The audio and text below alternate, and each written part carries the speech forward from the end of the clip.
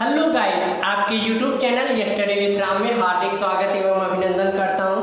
तो बच्चों, आज हम डिस्कस करेंगे निरक्षीय या अनुप्रस्थ स्थिति में विद्युत द्विध्रुव के कारण विद्युत क्षेत्र की तीव्रता का निर्धारण। तो बच्चों, माना एक वैद्युत द्विध्रुव -q तथा +q आवेशों से निर्मित है। इसकी लंबाई 2L है।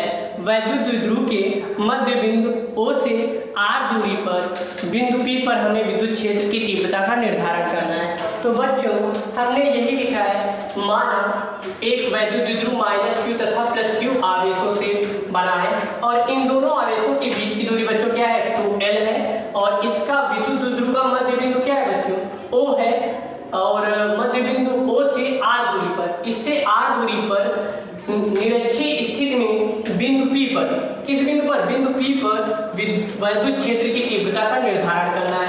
तो बच्चों, अगर ये मध्य बिंदु है तो ये दूरी दोनों क्या हो जाएगी, आधे आधे में बढ़ जाएंगे, यानी A से लेकर O तक की दूरी L हो जाएगी, O से लेकर B तक की दूरी भी L ही हो जाएगी।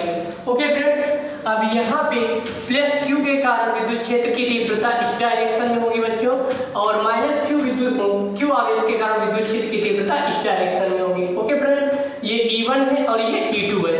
अब यहाँ पे बच्चों अगर बात की जाए +q आवेश के कारण बिंदु P पर विद्युत क्षेत्र की तीव्रता, तो बच्चों हमने एक बिंदु आवेश के कारण विद्युत क्षेत्र की तीव्रता बताया था, E बराबर क्या होता है, 1/4πε0 q/r²। तो यहाँ पे बच्चों हम +q आवेश के कारण विद्युत क्षेत्र की तीव्रता निकालेंगे, यानी E1। तो E1 बराबर यहाँ पे बच्चों, ये दूरी तो दी नहीं है, कर्ण, तो कर्ण बराबर क्या होता है बच्चों, कर्ण बराबर होता है आधार का स्क्वायर प्लस लंब का स्क्वायर, यही होता है। यहाँ पे आधार अगर समकोण त्रिभुज POB की बात की जाए तो ये दूरी आधार है और ये कर्ण है। तो यहाँ पे कर्ण निकाल रहे हैं, तो अंडर ये क्या हो जाएगा, ये हो जाएगा बच्चों R², यहाँ पे करनी लग जाएगी, R² प्लस L² हो जाएगा। तो यानी ये बच्चों दूरी BP जो दूरी आएगी AP के बराबर होगी। ये दूरी निकल के आई बच्चों √R² प्लस L²। तो ये भी दूरी बच्चों वही होगी √R² प्लस L²। ये तो यहाँ से अब बच्चों +q आवेश के कारण बिंदु P पर विद्युत क्षेत्र की तीव्रता निकालेंगे। तो E1 बराबर बच्चों हो जाएगा 1/4πε0 q बटे क्या, R² होता है। और इनके बीच की जो दूरी है बच्चों E1 के कारण विद्युत क्षेत्र की तीव्रता जो निकाल रहे हैं, तो दूरी R² plus L², under root है ये। अगर √R² प्लस L² का मैं वर्ग करूंगा तो क्या हो जाएगा, ये करनी हट जाएगी, R² क्या बचेगा, R² प्लस L² बचेगा, क्योंकि इसका करनी है जब वर्ग करेंगे तो ये हो जाएगा बच्चों R² प्लस L²। ये इक्वेशन नंबर 1 हो गया बच्चों। इसी तरह से -q आवेश के कारण बिंदु P पर विद्युत क्षेत्र की तीव्रता निकालेंगे। अब -q आवेश के कारण और इनके बीच की दूरी क्या है बच्चों, यही है √R² प्लस L²। तो अब यहाँ पे विद्युत क्षेत्र की तीव्रता निकालेंगे बच्चों, तो ये हो जाएगा E2 1/4πε0 और q बटे क्या, इनकी दूरी भी वही है, करनी अगर लगाएंगे तो इसका वर्ग करेंगे तो ये भी हट जाएगी, R² प्लस L²। ये इक्वेशन नंबर 2 है। अब बिंदु P पर परिणामी विद्युत क्षेत्र की तीव्रता निकालेंगे। अब बिंदु P पर बच्चों, अब यहाँ पे पहले समझ लेते हैं बच्चों, त्रिभुज जैसे ये दिया है, त्रिभुज बच्चों ये त्रिभुज दिया है,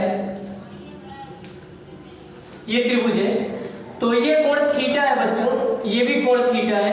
तो अब ये त्रिभुज का क्या है बच्चों, बहिष्कोण है।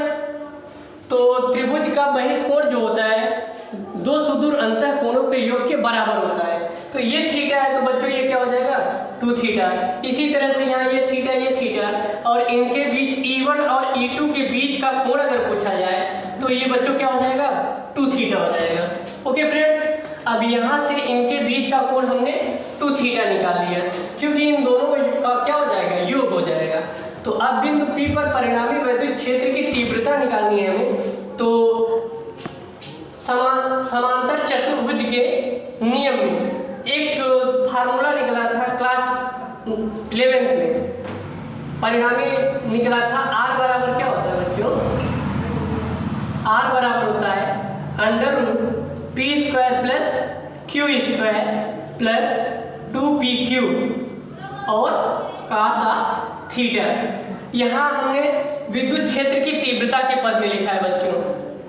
ओके, अब बिंदु P पर परिणामी विद्युत क्षेत्र की तीव्रता हो जाएगी। यहाँ पे स्क्वायर करोगे तो ये करंट हट जाएगी बच्चों यहाँ पे। ओके, इसी तरह से हमने E² लिखा है, E1 प्लस विद्युत क्षेत्र की तीव्रता के पद में लिखा है E1 + E2 का स्क्वायर प्लस 2E1 E2 और यहाँ पे cos थीटा होता है बच्चों। और हमने यहाँ पे जो E1 और E2 के बीच का कोण निकाला है वो 2 थीटा है, इसलिए यहाँ पे cos थीटा की जगह क्या लिखा हूँ बच्चों, cos 2 थीटा लिखा हूँ। ओके फ्रेंड्स, अब यहाँ पे हमें क्या है, E1 और E2 का जो मान दिख रहा है बच्चों, दोनों के दोनों क्या है, बराबर है, इसलिए यहाँ पे E² बराबर क्या हो जाएगा, ये हो जाएगा बच्चों E1 का स्क्वायर और प्लस, अब E2 की जगह क्या लिख सकता हूँ बच्चों, E1 लिख सकता हूँ, तो ये E1 का स्क्वायर हो जाएगा और प्लस 2E1 और E2 की जगह भी E1 लिख दिया। ओके फ्रेंड्स, अब यहाँ पे cos 2 थीटा हो जाएगा। ओके, अब यहाँ पे E1 मिलके बच्चों 2E1 का स्क्वायर हो जाएगा, 2E1 का स्क्वायर और यहाँ पे प्लस 2E1 का स्क्वायर और cos 2 थीटा। ओके फ्रेंड्स, यहाँ पे 2E1 स्क्वायर कॉमन है बच्चों, 2E1 स्क्वायर कॉमन हो गया। अब यहाँ बचा गया 1 plus cos 2 theta. Okay friends, अब यहाँ से बच्चों एक फार्मूला होता है, पहले वो समझ लेते हैं।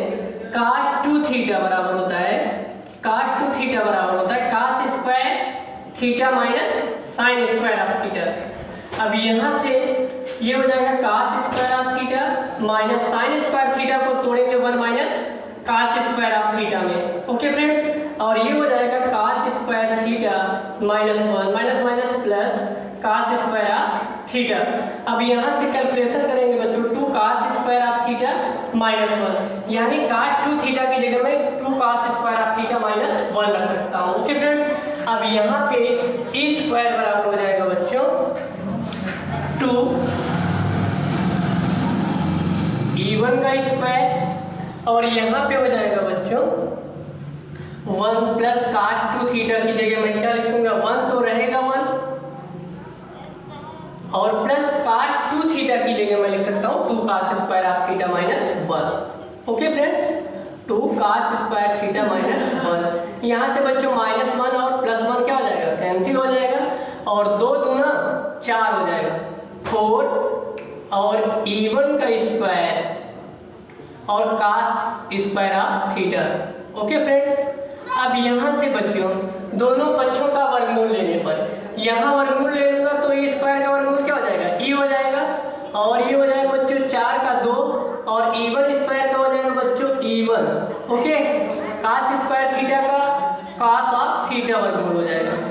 ओके फ्रेंड्स, अब समकोण त्रिभुज POB में देखिए, POB ये वाला, ये समकोण त्रिभुज है बच्चों ये। तो अब इसमें देखो cos थीटा की वैल्यू निकालोगे बच्चों तो ये हो जाएगा, आधार बटे कर्ण होता है, आधार की वैल्यू कितना है बच्चों, L है और कर्ण की वैल्यू कितना है, √r² प्लस L²।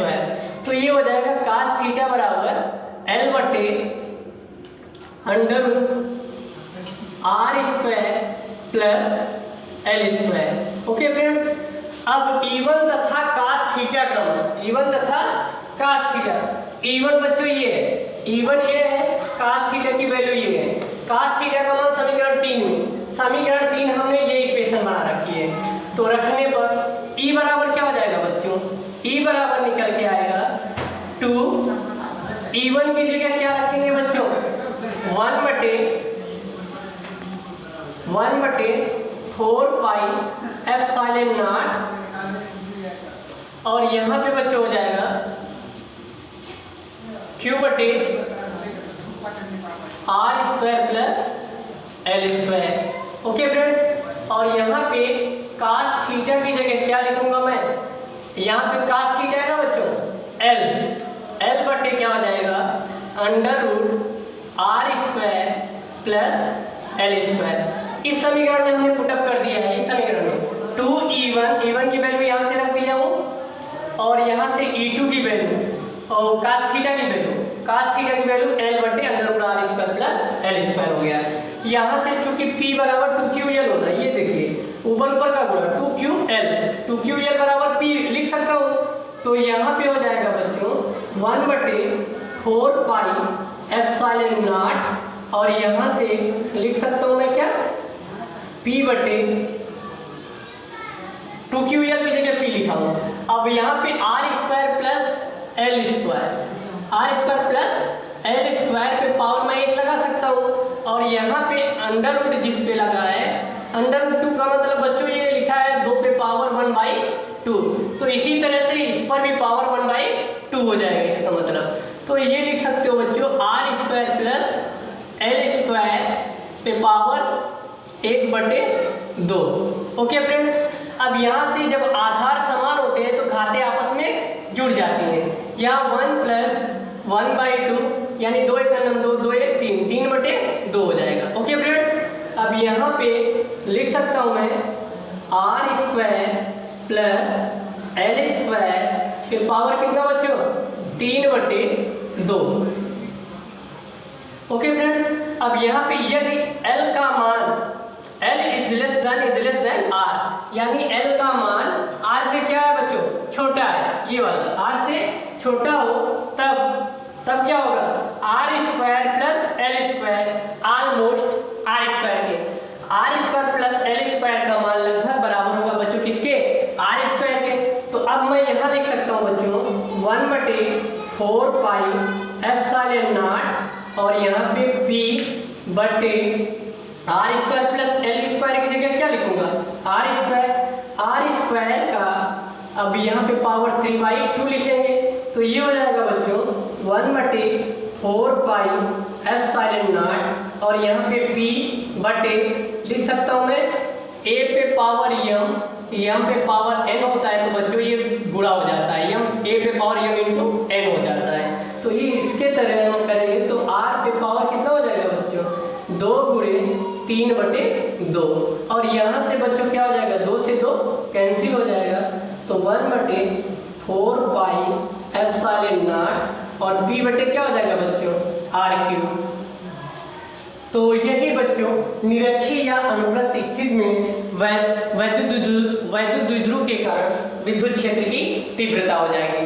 तो माय डियर फ्रेंड्स, यदि हमारा वीडियो आप लोगों को अच्छा लगे तो हमारे वीडियो को लाइक, शेयर, कमेंट, सब्सक्राइब और बेल आइकन को भी दबा दें, ताकि समय समय पर नोटिफिकेशन मिलता रहे। जय हिंद।